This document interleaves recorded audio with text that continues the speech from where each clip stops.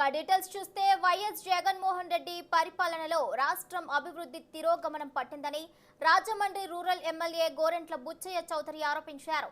YS Jaganmohan Reddy పరిపాలనలో రాష్ట్రం అన్ని విధాలా దివాళా తీసే పరిస్థితికి చేరుకుందని గోరెంట్ల బుచ్చయ్య చౌదరి విమర్శించారు. ఇక సొంత బాబాయ్ హత్య కేసునే ఛేదించలేని వాడు ప్రజలకు ఏం న్యాయం చేస్తాడని ఆయన ఎద్దేవా చేశారు.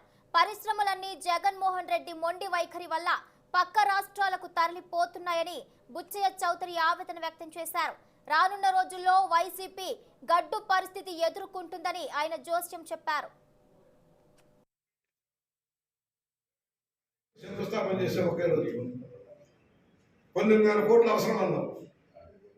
1000 కోట్లు ఇవ్వాలి నువ్వు ఈ రోజుకి.